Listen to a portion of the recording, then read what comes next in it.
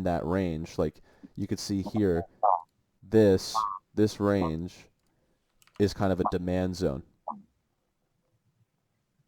And we'll go over it. We'll have a whole lesson on supply and demand. But this is how you would identify a zone below the support, but close to it. And you would draw those. You could draw those as frequently as you want with the rectangle tool, which I have never used, but I do like it, the option for it. So those are the lines and the tools that you have. So next you have Fibonacci lines. So we have Fibonacci retracement lines, which you draw from the top of top of the price action to like kind of the time frame that you're looking at here. You know, this is how I would draw mine, and that's pretty much it. It snaps on. It's really nice that it snaps onto the top of those candles.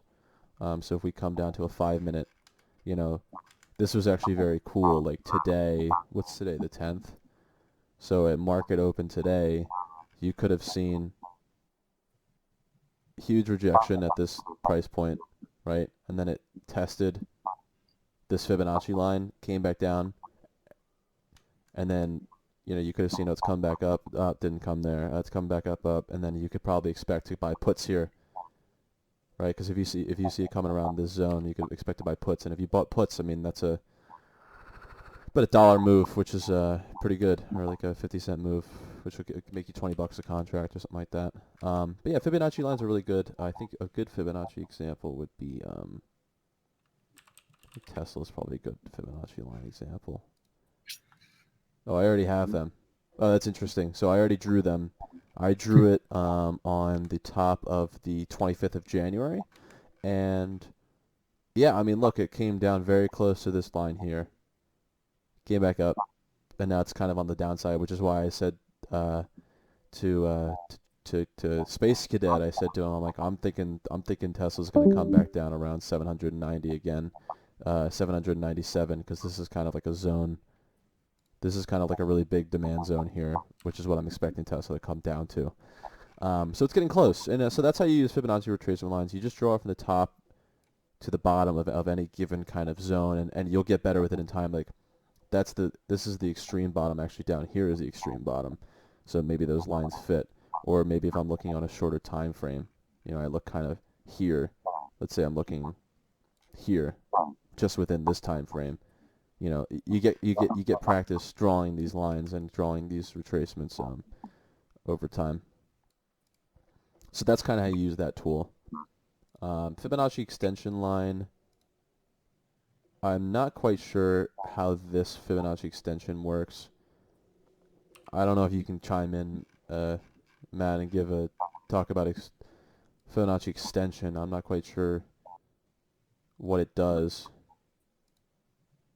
I think that's really interesting. I've actually never seen that. I've never used that, so I would say I guess my point of caution there would be like have fun using it, but I don't know how to use it, so you know, whatever. And then Fibonacci time zones I've never even touched before. I know some people use it. I'm not quite sure. I'd have to go into some research as to what it's used for. But like, I guess you would just draw it from here to, yeah, like I'm not quite sure what the point of this Fibonacci time zone is. I have no idea what that is. Neither. I I've don't seen think. people I use don't know it. if I've seen anyone people use that. actually use it, but I don't know what it's for. I'm sure you use it in conjunction with something else. It's probably, I would wager you use it with something else. But I could totally see it like being like you just like, I don't know. I literally have no idea what it's. I'm not even going to talk about it anymore because I have no idea what it's for. And then you can actually add text, which is pretty cool. So if I said here like, I could literally say to myself like, I'm going to delete that. I could say here, oh, I guess you can't type. That's interesting. I guess I thought you could.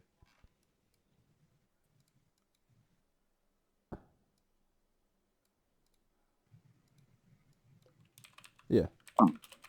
I could even just leave a note for myself, watch for entry. So that I can come back to it and be like, okay, cool. And I think that about sums up what Webull has to offer in sort of charting for drawings and for indicators. Now, magnet mode obviously snaps to the extremes of candles. You could delete all, whatever. Next is line style. I stick to the traditional green-red candle line style, but you can actually put a line if you feel that that looks something like you want to look at. I hate that. I think it doesn't give you any indication of what's going on. You could look at this is so this is kind of like a holographic area. This is a thick area, like more opaque. Um, Candles obviously much preferred. Hollow candle. Some people, I'm not sure what the point is. Some people like to have a hollow candle on the green. I think maybe if you're colorblind, it differentiates a little bit more from green and red. I just use the solid candles. Baseline is the most disgusting thing I think Weebulls ever put into their application. I think it's the stupidest thing ever, and I don't think anyone would ever use this. So I don't recommend it. I don't know how you would even trade with this. So candles, yeah. Colored bars. I think Robinhood offers colored bars and colored bars. Again, I don't know who would ever look at this because I don't even know how Aikanashi. I don't even know how you interpret this though. Like the colored bar. Oh, I guess okay. So here's what a colored bar is. So for this candle, this was open, this was closed, and then this is the wick at the top. The bar would be the same thing: open, close, and then that's the height of the wick. It's just a simple way to look at a chart, I guess, but I just don't see the point of that. And then Heikinashi finally is something that we've actually been looking at more recently. Been looking at more recently. Heikinashi, again, you can see is the same as the green and red. However, it shows time zones where the buyers are outweighing the sellers. So this would actually be a really good indication of momentum. So here you can see like this is a good downtrend.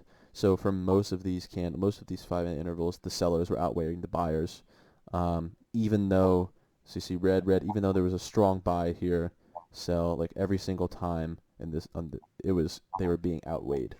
And this is good for a lot of indicators. We'll use Heikinashi for their kind of like tracking where stocks might go. Do it on Neo. So the Heikinashi on Neo is really interesting. And so here's my chart for Neo, by the way. So here's my 30-minute chart. So I had a trend line that I was looking at that I drew, right? So right around here. I don't know why it's not snapping. I don't know why it's not snapping. So this is a trend line that I drew just from here to here, and then from here to this is messed up. I don't know why that wasn't on the money there, but this is I think I moved it around because I had something else I was drawing. So this is a pennant that I drew, right? And then so you can see on Heikinashi here, candles, the normal candles, yada yada yada. Heikinashi here, you can see right around the time of entry, we could see the volume was there. Heikinashi was indicating buyers are outweighing the sellers. Consolidation with a little, you could even see another sort of mini, you could see sort of another mini pen here. Break on the upside with tons of volume at market open. You could just see the momentum. I mean, the buyers were just outweighing the sellers like for a good all of Monday and all of Tuesday. So Heikinashi is good for that.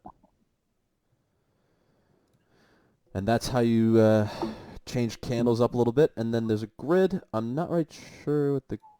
okay, so you can do multiple charts. I don't have a reason to look at multiple charts. Right now, if I want to look at something, I'll just toggle between it. I'll look at Neo.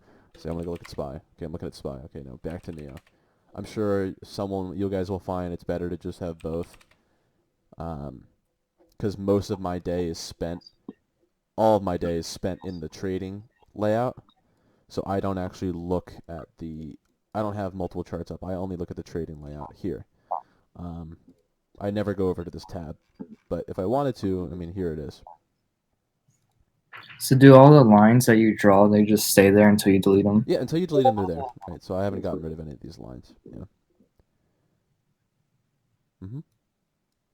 And I don't even remember where I drew the Fibonacci lines.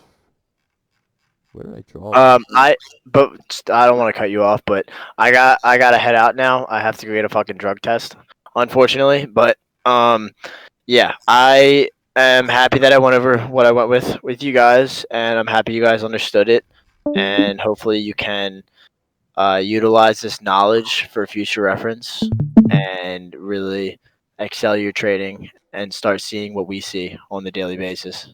But I'll send some more trade recaps later on today, maybe a watch list. I got some stuff I got to take care of, but this was a good class, and I'm happy you guys understood what I was putting out to you guys. Thank you. But I will see you all later. So yeah, that's my spiel. Yeah, thanks for going over Webull. Of Yeah, course. help. And I'm sure you'll have questions as time goes on. I'm happy to answer them for you.